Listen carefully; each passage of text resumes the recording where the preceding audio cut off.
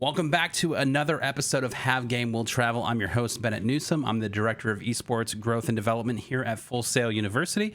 Most of you probably know me as DamnitBennett out there on the internet, but if this is your first time joining, Have Game Will Travel focuses on how there's so much more to esports than just being good at the game. So super excited to take a virtual trip through our guest's journey in the industry. If you have questions for our guest, you can type them right into the Twitch chat here. We'll pull them up on screen and get them answered for you. But buckle up, Have Game Will Travel starts right now. Let me bring in our guest, Landon. Welcome to the show. How you doing? Tell the people who you are and what you do. Yeah, man. I appreciate you for having me on. First of all, you guys at Full Sail are amazing. But yeah, ladies and gentlemen, my name is Landon, also known as LandO when it comes down to the gaming esports space. I'm Call of Duty esports commentator, specifically for the Call of Duty League for Activision Blizzard. But more specifically, I am a father. I am a husband, which is the more important roles. We got to make sure we cross all those things off. Absolutely. Well, great. Well, we're so thankful that you're here today. Obviously, lots of big announcements happening about Call of Duty today, which is exciting. Yeah. But tell us a little bit about your start in gaming. Like, how did you get started in this? Where did it all come from? Yeah, so I would say like my official start like in game, like the first time I ever held like a controller in my hands was like very early in life. I remember like playing on like the Sega Dreamcast with like my sister and my dad growing up, you know, just basic Nintendo stuff. And then as I got a little bit older, my dad was still kind of into certain games. So like Call of Duty, it might be Finest Hour, or it might have been like Big Red 1. I remember playing Big Red 1 on the PC, a few other games like the SOCOMs, etc. So that was kind of like an early taste of games. So I'd always enjoyed that.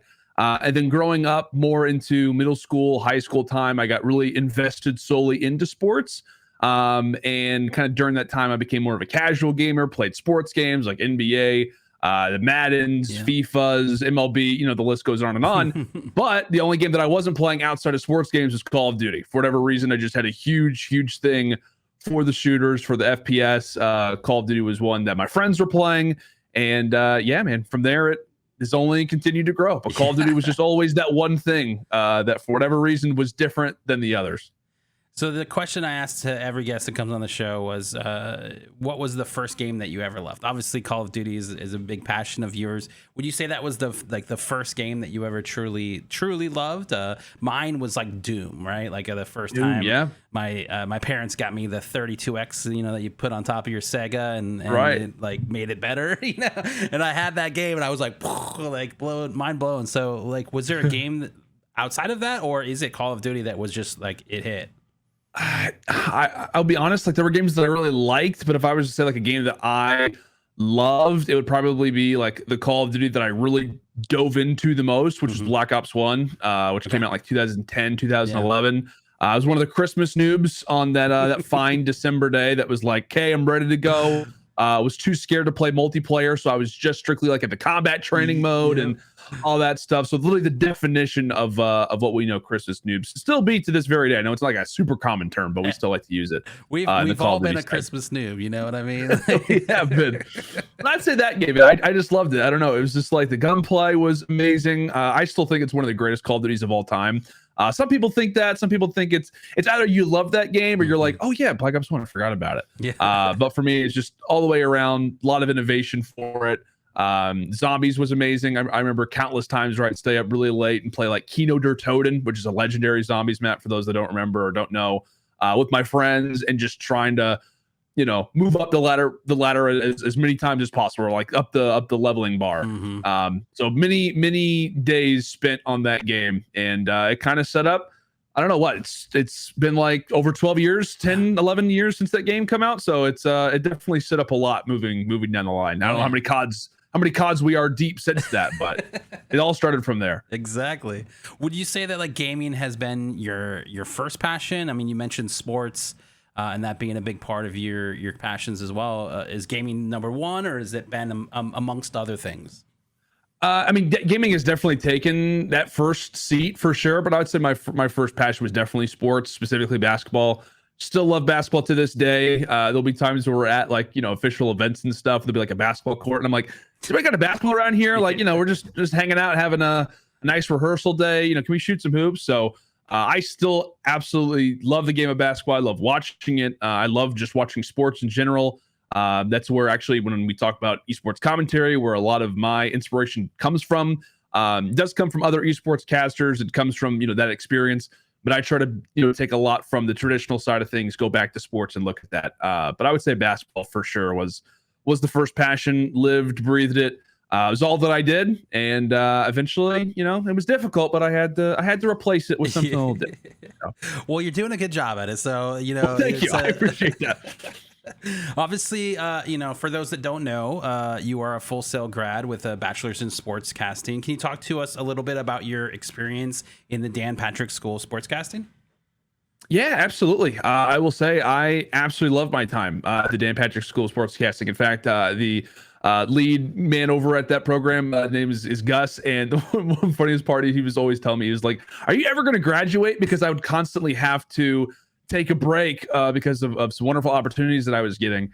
And so I'd have to be like, "Okay, sorry, I got to take a month off." And then we, go a few months later, and then I take another month off. Mm-hmm. So it was always like a running joke, but I had a wonderful experience. It was kind of in the middle of me. I was working professionally in the field of esports broadcasting, but my mom actually had brought it up to me because I never had officially finished my degree. I had my associates, but I didn't have like an official, bachelor's in anything. Right. And really the reason why I stepped away at the time from school was to pursue esports, because I'd gotten an opportunity and I was like, you know what, that will be there when the time comes for it. And my mom had brought it up to me. She's like, "You remember that one Call of Duty event that you went to?" It was the first Call of Duty event that I ever went to, actually. Was in Ghost, Call of Duty Ghost in like 2013, 2014. I was there. Well, it wasn't Ohio. It was, no? It was, what event was it? It was the NA qualifiers, the Ghost Champs North American qualifiers. It was Call of Duty Ghosts, and I was really excited about it. We were having a vacation. My mom told me, not my mom didn't tell me about this, but I decided to go. And then she was like, "Hey, do you remember, when you went to Full Sail?" And I was like, "Of course I do. I love going there. It was amazing."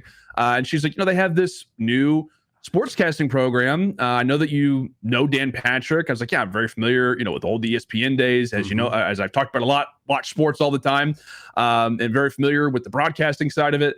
And I was like, "Okay, I got to look into this." And really from there, dove in, found out they had an online program, and just jumped in heels first, man. I was super excited about, the opportunity for it. And as time went on, a lot of people always ask, about degrees and esports and all those things. And I would say that it isn't a necessity for everyone, but I would say for me, who was technically at the time working professionally in the field, I saw loads of just wonderful opportunities and things that helped me fine tune a lot of things that I already technically did know. There were things that I was aware of and, different ways to do things, but the ability for the people who we had, working behind the scenes or working, alongside of us, the instructors and things like that, were unbelievably helpful to show me the ropes on like, "Hey, I know that you're aware of how to do this, but here's how you can do that better." And to me, that just was exactly what I needed to hear. There was a lot of things that I felt like I knew how to do.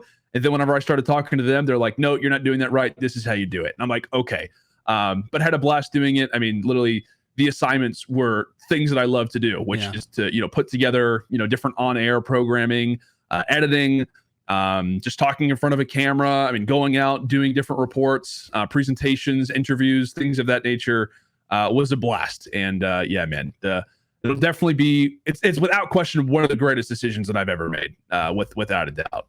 Absolutely. I mean, I remember talking to you very early in the process of all of this. Back in my enrollment and student support days, we had a conversation on the phone talking about the program, and I was totally blown away with what you had already accomplished, and the kind of the fact that you wanted to continue your education and obtain your degree.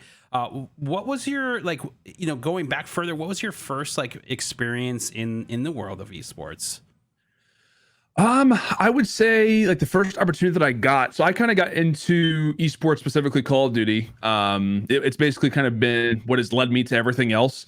And I would say the first like the first experience that I had of esports was probably, like I said, through the content side. So I'd watch a lot of YouTubers. I'd watch a lot of breakdown videos on, how to play better, or different things. Like I was trying to figure out how to get better at zombies, for example, on Call of Duty, how to level up my guns, just basic stuff that, I guess middle school or high schooler would do, at the time, trying to get better at gaming, playing with friends and stuff, trying to get better than them.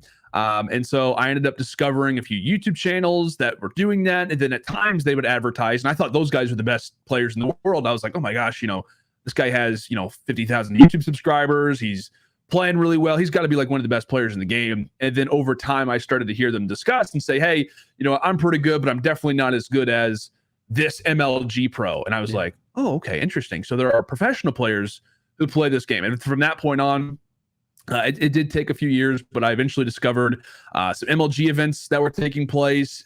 Call of Duty, MLG events were, taking off right around the time that I started to check them out, around like little instances, like during Black Ops 1, MW3, which was like 2011, 2012, 2013. And then, Call of Duty obviously blew up around Black Ops 2 Ghost era, which is 2013, 2014, 2015. That's what I'm going from high school into college. So it was really the perfect timing. But I would say, just watching a lot of content, watching a lot of YouTube videos, showed me what was going on. And then from there, I was like, this is fascinating. Like, this is actually really, really interesting to watch a game that I'm trying to get better at. These are the best players in the world, and they're making it look like sports, which again, like I said, I already was already loving at the time.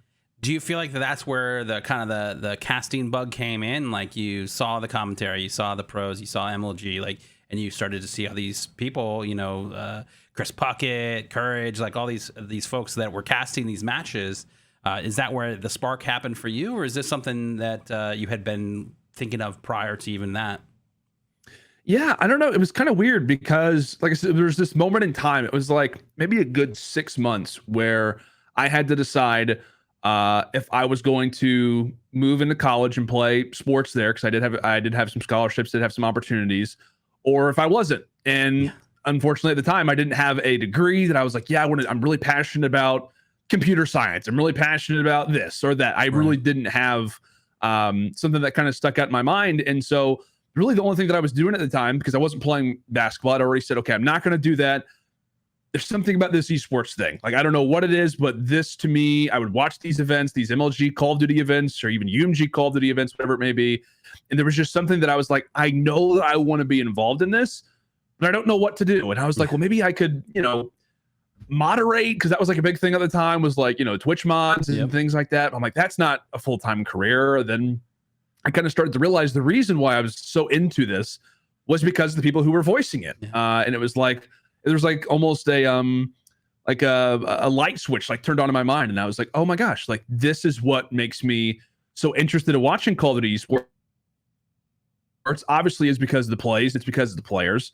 But the voices are the reason why I'm so engaged. The voices are the reason why I'm getting excited, why I'm staying up super late, supporting certain teams, supporting certain players, really was because of that. And so it wasn't a natural thing. I mean, I had done like journalism in high school and I absolutely hated it. I hated being on camera. I hated hearing my voice go over the speakers for all the students to listen to. I would basically like leave the auditorium whenever I would have like a report that would come up on screen. I couldn't handle it. And then a year later, maybe max a year and a half later, I was commentating in front of people and I was very nervous, but I was loving what I was doing. And it was just, it's so interesting, the variation between those. It was like, this is basically the exact same thing, but because of just what I'm talking about, because of how much I'm excited about this. And I guess because of the inspiration that I had by like guys that you talked about, like the Puckets of the world, the Golden Boys, and, the list can go on from there.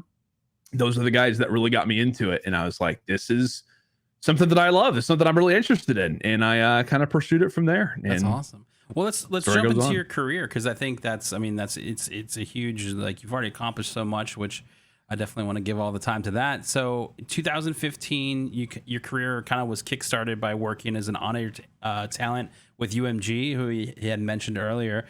Tell us a bit about working kind of your first on-air talent gig.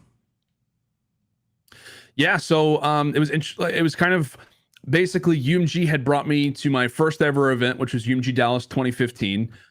So they had a little bit of experience with me previously. They were opening up a studio I'd actually received a call from the CEO of the company at the time, and I'd worked a few events for them over like 2 or 3, I think it was 2 seasons, but like 2 or 3 events.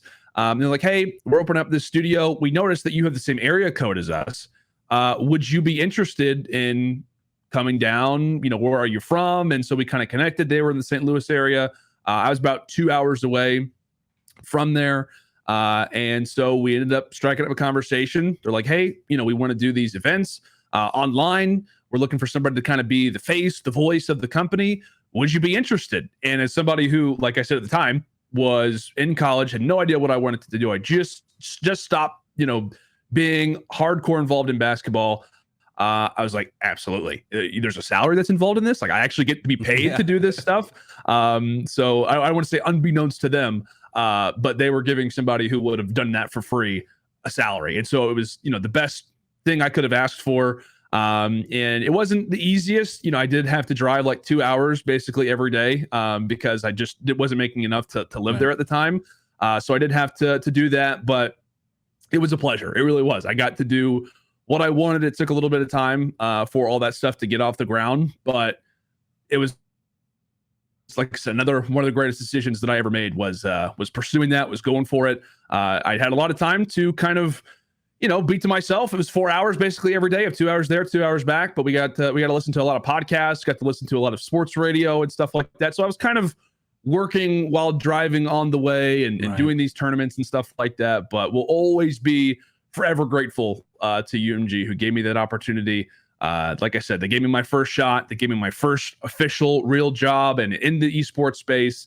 And thankfully I got to spend a lot of time there and did some great things over there as well. Yeah, and I think that like really kind of like helped kind of push things forward for you with a lot of things. I mean, after that, there was a lot of freelance opportunities, probably based off of what you had done at UMG. So UMG, Enthusiast Gaming, Rev XP, like all of these orgs were coming to you and saying, hey, we want you to cast for us. We want you to work with us. Talk to us about kind of the ins and outs of being a freelance caster. Yeah, so thankfully, I will say I've never had to be and I have a massive respect for anybody who is like hardcore freelance. Thankfully, I haven't ever had to be freelance to the point where it's like, that is my job. I'm, working on, different show here, different show here, different show here. I've always kind of had that backbone. So I'm forever grateful for that. But yeah, man, I mean, UMG really did set me up with that. I had the chance to, a lot of people don't have that opportunity, right? You don't get just a full-time opportunity. And then all those things come after. It was kind of the reverse effect where I had that backbone, I had that designated job. And then it allowed for me to explore other opportunities for companies to see me basically every night working on a bunch of different projects. We worked on a lot of different games at UMG, which also set up the chance to not just do Call of Duty, but to do Fortnite, to do mobile games. I think at the time we casted basically everything under the sun. Anything that anybody wanted to have broadcasted, we're like, hey, we could do that for you. And so it allowed for a lot of freelance, chances, a lot of opportunities to go to different events. Thankfully, I was already doing that, but it allowed for me to go to Canada for the first time. It allowed for me to go to Los Angeles for the first time, which was amazing. So again, just a massive respect for anybody who does freelance. I kind of do that in some capacity, depending on how you want to phrase it. But yeah, man, it was a wonderful opportunity, and one thing really started to lead into a bunch of other things. Yeah, it's that kind of like that compound effect. It just keep adding to it, and you keep taking those steps, which is always great. I had mentioned this before, but you gain a lot of street cred in my book for this next one. You worked as on-air talent for MLG at 5 different events during like the 2016 season to 17 season. What was it like casting those events? I mean, these are like the OGs back in the day, and it's really kind of set into what we're experiencing now with the CDL. Talk to us about casting those events. Yeah, man, it was amazing. That's really what I would describe it as. Like I said, it went from UMG events, and then, like I said, it cascaded into MLG, then being like, hey, do you want to do these events for us? And I'm like, yes, absolutely, I would. Like I said, unbeknownst to them, I would have done it for free. But it was incredible. I finally got to work alongside of a lot of the talent that had inspired me growing up. I mean, just being in the same room not necessarily involving myself in the meetings that we would have, the rehearsals, the green room conversations with like guys like Puckett, for example. But I'm just like, wow, like I used to watch you on TV. Like I felt like it was that sports moment where you hear, guys be like, hey, I grew up watching, X player and now I'm playing against him, or rather playing on the same team as them. And it really felt like that for me. It obviously kind of fell into my lap. I chose this for a reason because I love the broadcasting side. And so the fact that I was, I guess 3 years ago, sitting there watching them being like, I guess I kind of want to do that. And then to work alongside of them and to have them give me feedback, give them, some criticism here and there was awesome. And so, yeah, working those 2 seasons, specifically under the MLG banner was amazing. And I found myself, staying there.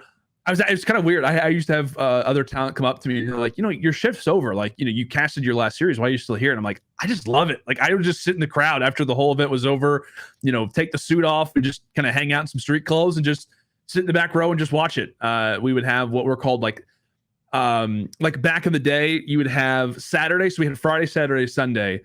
Saturday was the longest day, no question about it, because it was like we had to fix the schedule a little bit. You're in preparation for tomorrow. So oftentimes at MLG events back in that time frame, we would go until like sometimes 1 to 2 a.m. and then you'd wake up at 8 a.m. the next day and you'd run through the whole process over again. And I'd be like, I got to stay here until the last match is done. And that actually led to me having some opportunities. Sometimes they'd put us on the mic at 2 a.m. just for the venue to be able to blast out to the fans, the 10, 20, 30 fans who were on those side stations.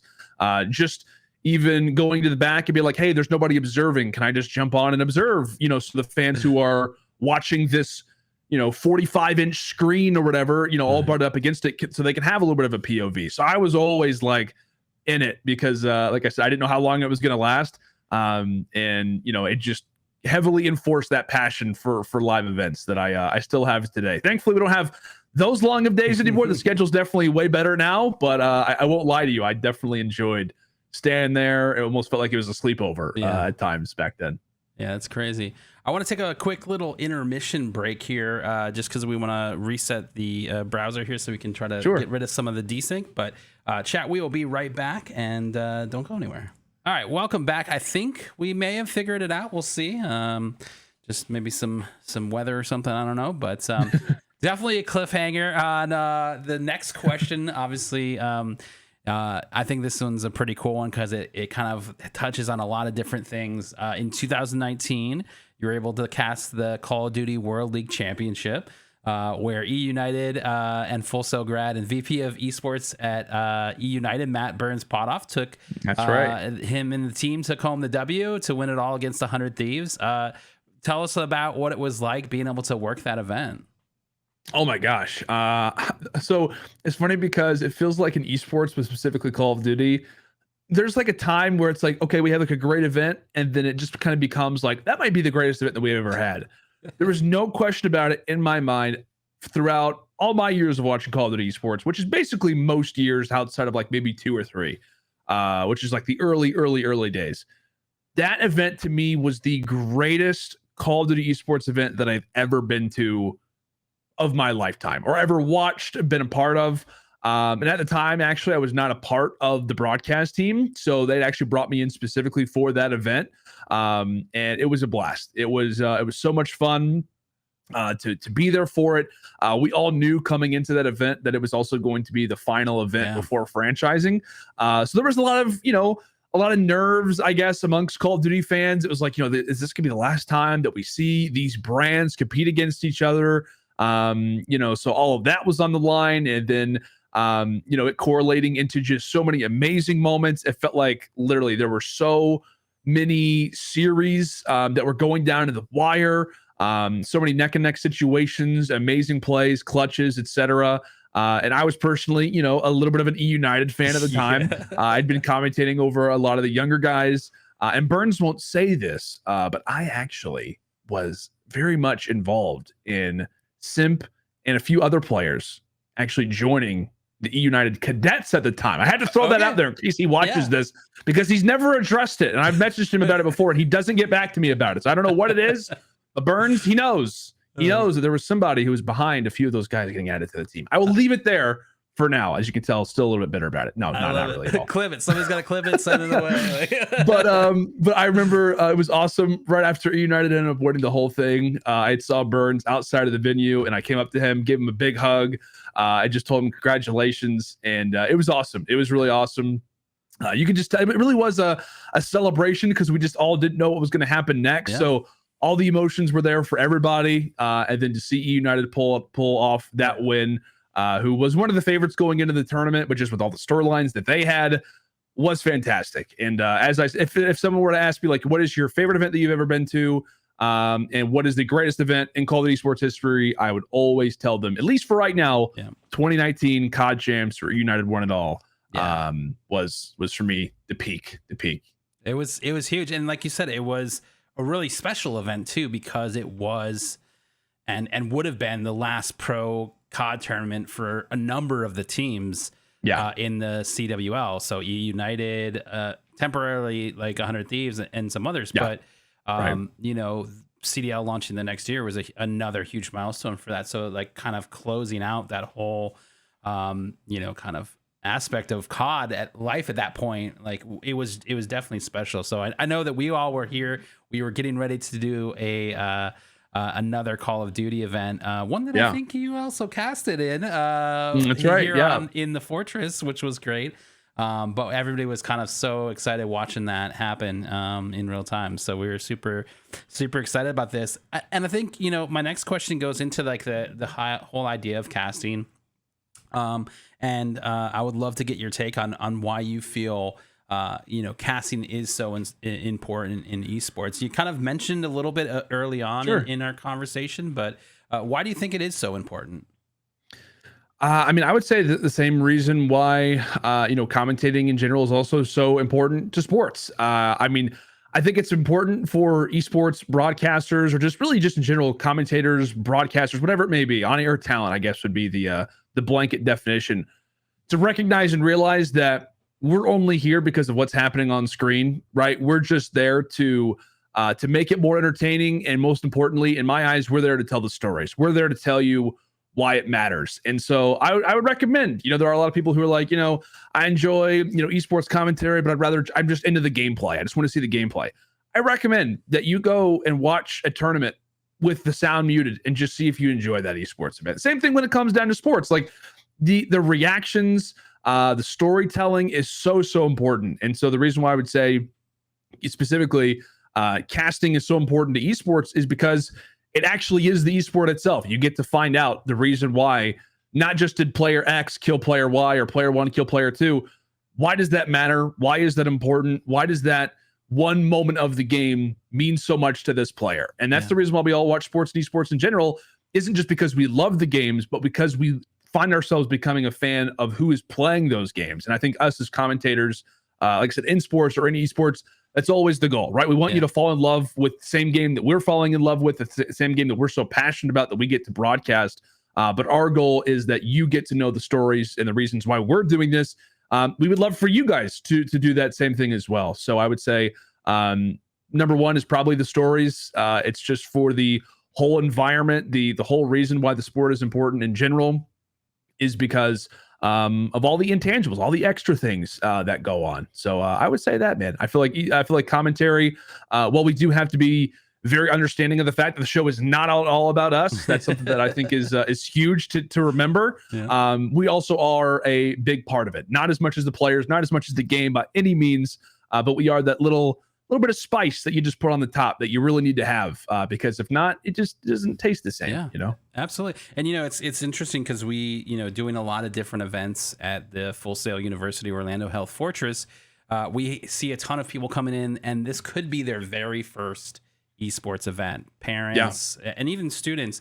And when they listen to casters that are at the event, they like, this is incredible. Like I have no clue what's going on in the game, but this person's helping me out, you know? And like, I think that's such a big part of, you know, that transition of understanding esports for a lot of people is that, you know, it's a great point. All of the casters are really elevating that up. So thank you for that. Obviously, stepping outside of casting a little bit, you also have done some consulting work with Contact Gaming. Tell us a little bit about like what that looked like.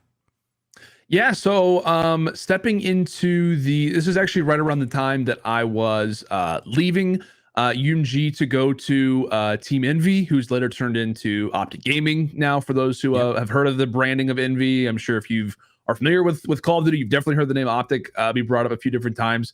But yeah, it was around that time, and it was also around the time that we were transitioning from the CWL era into CDL, which, like you mentioned, is the franchising part of the league that we sit in right now for this moment. And basically, I was contacted by a certain franchise known as the Paris Legion, moving into their very first season. And they said, hey, we know we're a little bit late to the game. We don't really know a ton about this, but we would like you to help make our roster. And as somebody who has made content for years, somebody who loves talking about roster changes. I mean, I literally made a Twitter strictly talking about roster changes. I love this stuff. Yeah. So I've been playing GM for years, and I basically had a little bit of an opportunity to do it. It was definitely one of the most stressful moments of my life because I was transitioning from job to job while also doing this extra project that was basically my full-time position. So it was, I think it was like 2 to 3 weeks, but learned a new respect without question for GMs of any kind. I had a little taste, a little sliver of what it's like, and well, maybe something that I'm interested in at some point in the future.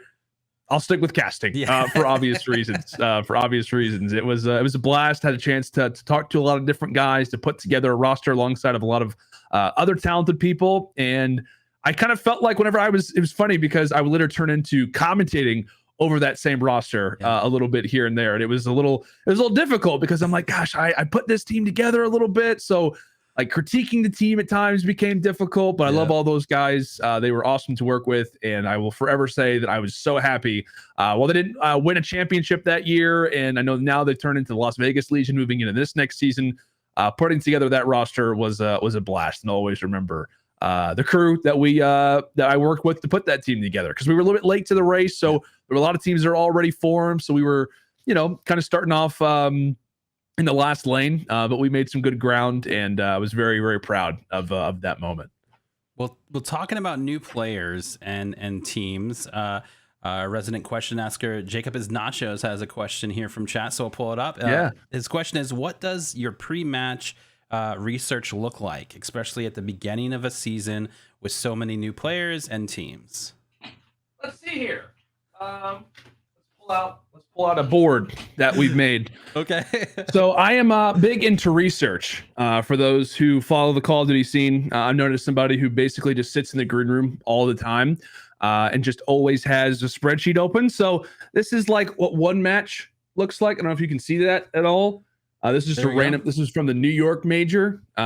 Just basically a bunch of stats, a bunch of storylines, even some stuff on the back. Then we open it up, and it's just absolute chaos. Oh, this is chicken scratch all over the place. But yeah, that's kind of I kind of pride myself on research. That's actually something that was preached a lot, and I'm so glad that it was throughout the sportscasting program at Full Sail. It's about research. That's the way that you can really start to set yourself apart. That's the way that you can really start to rise up the ranks. And ever since I started to hear that throughout the program, I implemented that, and I've continued to do so. And yeah, that's kind of the way that my research looks like. I'll spend, it kind of depends on the match, but anywhere from sometimes 2 to 3 hours just on one team, if not on an entire series. I like to dive into the numbers a lot. It's actually something that is kind of a weakness of mine, is sometimes I rely a little bit too much on the numbers when I just need to focus on the game. But I have a very, very fun time working on stuff like that. And like I said, it all comes from Full Sail. It all comes from a few different sportscasters that we had who would come and talk to us as students and, would kind of show us their boards. They would show us what these are like. And I remember one of the first times that I think it was like the second week that I had joined the Full Sail sportscasting program, I heard them talking about boards, and I was like, what in the world is that? Like, what are they talking about? And I'm like, oh, wait, they do research too. And it was just like, you could tell, like, I was working in the space, but I had little to no idea what exactly went into an actual broadcast. And so to hear the fact that, like, yeah, they do this stuff and they do the research. And every time that you hear a sportscaster throw out a number, it's not as if somebody's talking to him in his ear and telling him that. No, he actually knows that because he wrote it down, because he looked it up, all that stuff. And so I took that I took that to heart a lot, and I try to do basically the same amount of research that a lot of sportscasters do when it comes down to their series and games. Yeah. That's huge. And I mean, I love the visual example was perfect. It just really goes to show. We got a lot of these. So they're just laying around here. It goes to show how much really goes into it. And such a lead up. You just don't go out there and cast over top of something without going and doing the research first, which is huge. So, obviously throughout your career, UMG had been kind of a mainstay of yours. You worked as an on-air talent, commentator, host, producer. I would love to talk about one of your shows that not only did you write, but you also created and co-produced it, the Esports Dispatch. Oh man. Yeah, I absolutely loved. I loved working on that show. It basically came from watching regular sports. That was basically a show that essentially mimicked a lot of other sports programming that was going on at the time and still does go on to this day, like on Fox Sports and ESPN. It was essentially just a show where I sat down in front of this microphone, had a lovely set at the UMG studio in St. Louis. And it was kind of a one-off type of thing because we were broadcasting tournaments, and it was like, you know what? We have a few hours here and there where we could record something, talk about stuff. And because of the tournaments that I was doing broadcasting wise, I was able to commentate over a lot of up and coming players. Thankfully for me, a lot of those up and coming players became star talents. So some of the biggest faces in the CDL right now, I was commentating over when they were 15, 16, 17. So, had a great relationship with them. So I would come on, basically just discuss different segments, different subjects that are going on throughout the game, high level stuff, bring on interviewees, talk to casters who I had relationships with, talk to coaches, GMs, and then I would bring on players. And thankfully we had some great and exclusive interviews with players who had never been interviewed before. So like the Dashies, Simp, Shotzi, Illy, who are, some of the most well-known faces in all of the Call of Duty League. We were a part of having their first ever interview. The first time they ever had talked to anybody in a podcast or show format, we had the ability to do that. So it was really just a great opportunity. It was something that I still love to do, and I still do it at times on the YouTube channel. I would love to try and recreate it again at some point in the future with more resources and things like that. But it was to me, it was a little ahead of its time. And I think that it was the perfect combination of a bunch of things that were just kind of going on at the time with gaining connections and being on camera, knowing the right players. And we started to accrue tons of viewership. I think it was kind of like a side project that we had going on where we would just be like, hey, you know what? We haven't recorded the Esports Dispatch in 2 or 3 days. Let's hop on and talk for like 5 or 10 minutes. We ended up accruing like over 1 million views in a year and a half, which for us was amazing. And again, just very, very grateful for that time. And then that show helped me actually get an opportunity to go over to Team Envy and did a similar project over there. So definitely one of my favorite projects that I've ever worked on is the Dispatch. Yeah, I was going to say, I mean, like you said, it reached over 1.5 million views globally. Like, that's huge, dude. Like, what an accomplishment that is. What was it like when you kind of look back at that and say, like, 1.5 million views? That's insane. Like, yeah, it kind of frustrates me because I wish that I don't know. I wish it was still a thing. Like, I wish it was still something that we just kind of kept moving forward. But it just gives you credit. It gives you credit, not just to myself because I was the one writing the scripts and working on it, but also to Matt, aka Goalie, one of my best friends. We've worked together for years, and he was the guy who was putting in the production side of things. I would set up the interviews, but he would run the whole production, the editing thing. We jump on and talk to a player for like 15 to 20 minutes, and then it goes to him on the editing bay for like 2 or 3 hours. And so it was like, it was me getting all the credit, and, I could say that, hey, I got all these views and stuff like that, but all of it really belongs just as much, if not more, to him for putting in the work in the back end. And production never gets enough credit, Bennett. 100%, 100%. Sometimes it's a thankless job, but obviously, I think it's a huge team effort too, because so much of this, especially if some of these big, huge content creators and pro players, they've got a whole team working for them, that are helping pump out all that content. So it really goes to show that, again, there's so much more to esports than just being the pro, being the person in front of the camera. There's a whole industry outside of that really helps support that, which is really good. Obviously, you mentioned the Envy thing, so we got to talk about it. So 2020, you teamed up with Envy Gaming, obviously now known as Optic. But tell us a little bit about that time there, what you were doing, and kind of your experience there. Yeah, man, it was a wonderful opportunity. It was right as franchising was beginning. They had saw the Esports Dispatch, specifically Hastro, Mike, aka Hastro. Love that guy, one of my favorite people in the world. Somebody that I looked up to massively in the Call of Duty esports scene. He had held every role. You know, he was basically the founder of Team Envy, who was my favorite Call of Duty team growing up, alongside of Optics. So the fact that I got to work not just for that brand, but the fact that I also got to, work underneath him. He was the guy who basically brought me in specifically to do that show just under them, was an incredible opportunity. And so I got to be there while they were entering into franchising, when they became the Dallas Empire and won the world championship. I was, at the company during that time, which was amazing and a great opportunity. And it also allowed me to move to Texas, which is where I currently am today. So that show mixed in with being able to go to downtown Dallas every day for work, basically in the exact same area where the Dallas Mavericks play. And as I've said, big sports guy, huge basketball guy. The fact that I literally worked 13, 15 steps away, whatever it is, from their arena was amazing. So it was just all the way around such a wonderful opportunity, and had a great time over there. Yeah, absolutely. So I have a question from our director of esports, Samurai Tank. You know her as Sari. Yeah. Her question is for Landon: have you met my friend Quinn? She sees so many similarities between you guys in energy, work ethic, and humility, and an all-around awesomeness. The question, though, is: do you ever mentor younger casters? I have a little bit. I've had a few people send me some commentating reels before. I will say, and I have kind of issued them some feedback from time to time. I will say, I guess even here on the show, that I am always open to doing stuff like that, because as a young commentator, kind of rising up in this space a little bit, just trying to figure out what I was good at, what I wasn't good at. Am I just truly not even having any idea of how to get better at this thing.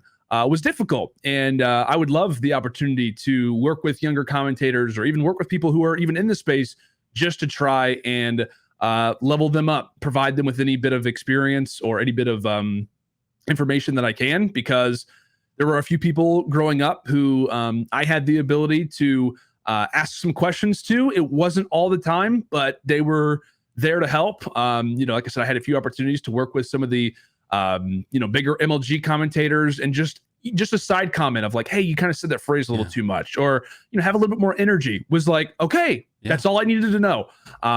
But always open to doing stuff like that. I've tried to put together a few different programs over the time that just never really leveled up into anything, but just ways to help the next era of esports commentators. Would love to work on stuff like that. So I have a little bit, but without question, one of the bigger passions that I'd like to dive into over the next few years. Yeah, absolutely, and I'm sure you'll get some reels from some of our Dan Patrick School of Sportscast team. Always ready. We've really have a lot of opportunity for those students that are interested in casting to cast Armada matches and all of that. So it's awesome. Yeah, it really feeds well together. But going back into kind of the idea of casting and maybe misconceptions that people have. What are some common misconceptions people have about esports casting? You mentioned the one someone's probably talking to him in his ear and gave him that that stat number or whatever. I mean, and that's a huge deal, because a lot of people don't know that. Oh, clearly someone's talking to him, but it's really the research that went into it. What other common misconceptions do you have? Yeah, I would say that a few misconceptions that I've heard before are, I think a lot of people think that we just kind of turn up and we just sit there in our, chairs with our microphones and we just chat. And it's really not about that at all. I would say, for anybody who thinks that, I appreciate it, because if it looks like that, awesome. Yeah. But it's definitely not like that. I would say probably the work element that comes into it. I've had the chance now, with COVID thankfully being over, to have a few chats at times with different fans at events, and I've heard them ask, how long does the research take? Do you work, do you just talk to Study, who's my commentating partner, about the game, and that's really it? I'm like, No, like we go pretty in depth with all this stuff. We try to figure out every single story that exists. We try to pull out as many little nuggets of information possible. The same way that I feel like sports broadcast does. And that to me is what's so important, because I find that, and I've heard a lot of people mention to me before of like, hey, when I feel like you commentate over a match, I feel like I learned something new about a player. And that to me is the ultimate compliment, because that's what I want to have happen. I want you to learn more things about the players, because the reason why I'm involved in this is because of how much that I love the player stories as well. So I would say that's a pretty big misconception. And probably the most common one is essentially that we just kind of turn up and we just cast, and that's really it. Yeah.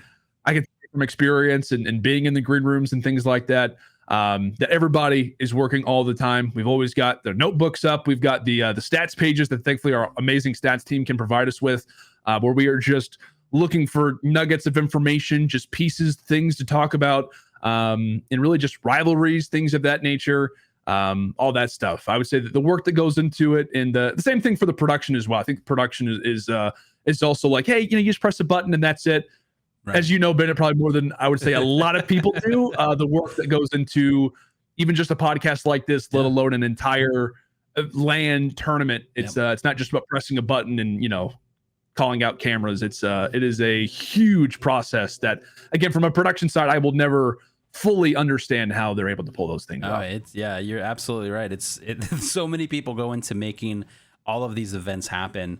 We've got HCS coming up here in Orlando, towards the end of the month, and there's a small army of folks that are working that event, and that's really the truth. It takes a village to make these things happen. So but I like what you're saying about, like, you go back in the green room, it's not everybody's like hanging out or partying or just chat. Like, they're working, they've got their notes, they're checking their stats, and I'll be honest, I don't think anyone wants to look stupid on camera, so they put in that extra effort, and like really go in to make sure that you have the facts, what the stats are, and you're able to, if the time presents itself, because someone makes a great play, you can cast it out and say, hey, this is the thing that happened.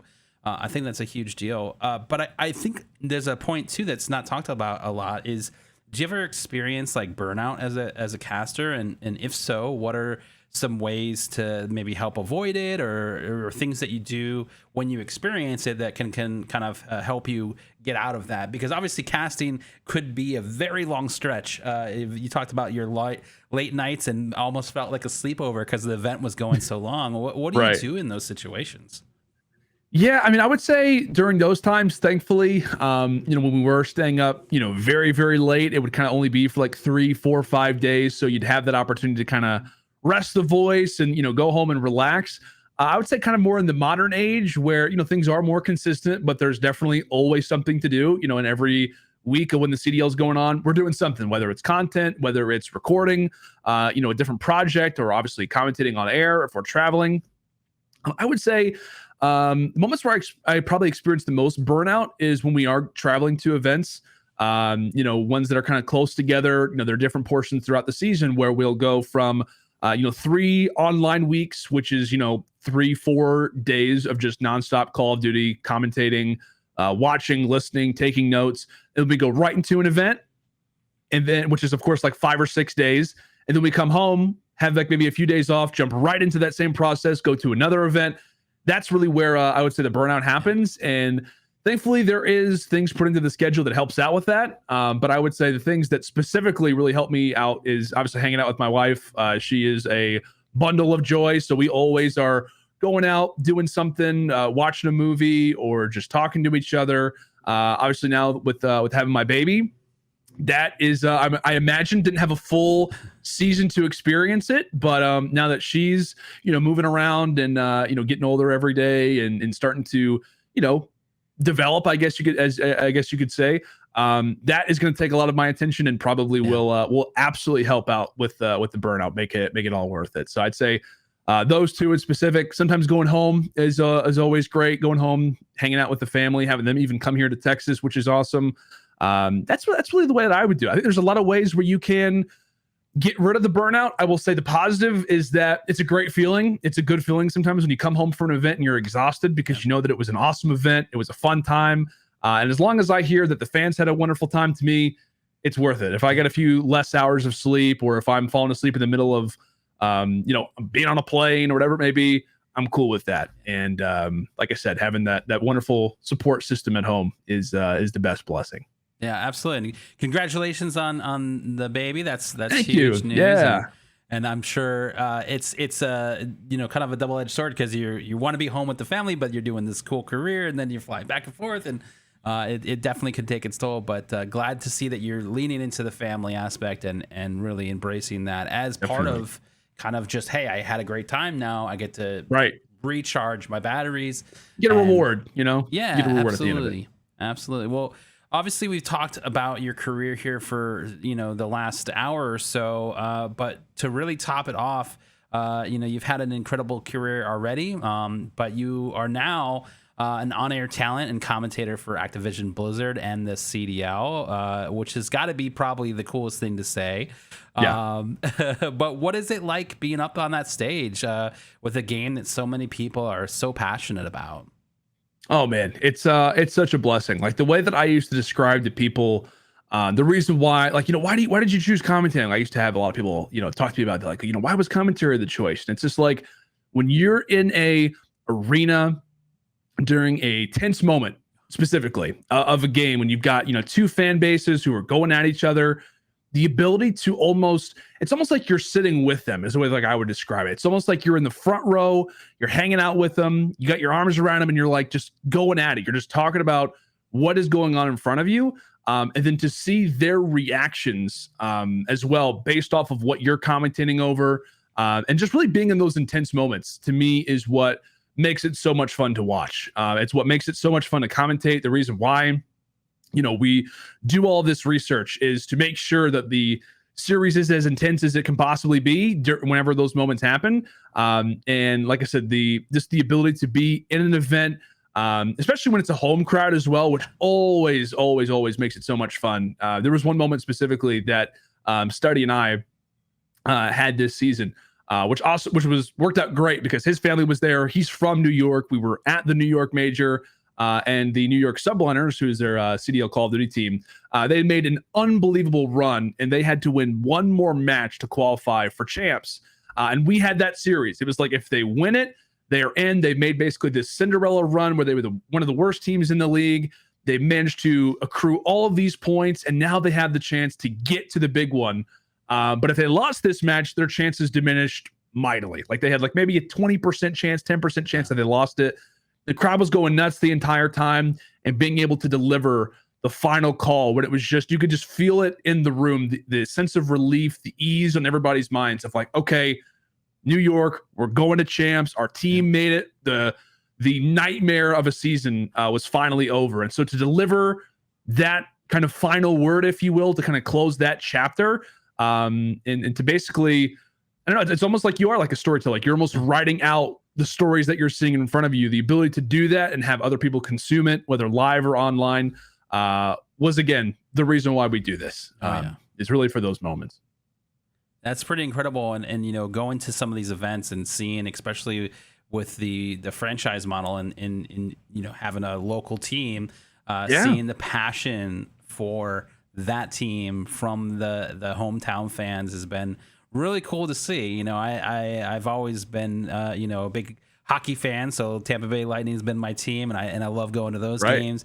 But to see that in like an esports setting where before it was always just kind of like, oh, you liked all these different teams, like, and now you've got your specific team for the place that you may live, and that's just huge. So very cool to see that kind of change. A couple more questions for you before we go, but one that we ask every guest is, as this industry grows, obviously more and more students are looking to enter the sector of esports after they graduate. What sort of advice would you give them as they embark, into these industries? Yeah, I mean, I would say essentially what I did, which was roughly just, which again, it's always important to reference that nobody has the same path. If it takes you a shorter time, if it takes you a longer time, everybody has a different path to getting where they want to go. So I would stress and express the fact that if you feel like, I don't have the ability to do this, or I have no history in doing this, throw that out the window. I would say, like, if you truly enjoy a certain aspect, or if you even can identify what do you like about esports? Like what really draws you to esports? What's the reason why you watch it? Is it because of X? Is it because of Y?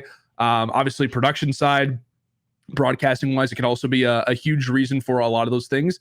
But there's management opportunities. I mean, literally the world of esports is endless. And so for me, the reason why I identify with what I did was because I found myself being drawn into this aspect of the broadcast, which would later turn out to be the commentary side. And so, like I said, a year ago, I was hating seeing my face on a screen in front of my entire school, but because I enjoyed this aspect of it, if I would have told myself, a year from now, from that point, and been like, hey, yeah, you're actually going to be commentating in front of thousands of people talking about Call of Duty, I'd been like, no, I would rather be hundreds of miles away from there. But because I went with something that I knew that I was interested in and enjoyed, it turned out to be something great. So I would say, one of the most important things, if you are trying to get in the industry, identify what it is that you like, because that we all can do that. Like, one of the things is always like, oh, well, what do you want to do when you grow up? Or what do you want your profession to be? What if you had the ability to just choose what's something that you like? Like, do you like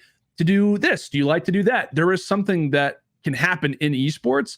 And so I would recommend to people to identify what it is that you yourself enjoy doing, figure out how to do that in esports. If it's not already a thing, that's fine. You can make it happen. But if it already does exist, then I would recommend trying to plug in as much as possible. If I can give some advice from a commentary perspective, there are ways where you can get your voice out there. There was actually a podcast that I was able to do a few days ago with somebody who was just strictly, trying to get into the esports space, but he found out that he really liked doing podcasts. And so thankfully he had the opportunity to, by messaging players and messaging commentators and stuff, just being involved in their Twitch chat, by being involved, he was able to get them on their show. Same thing with me.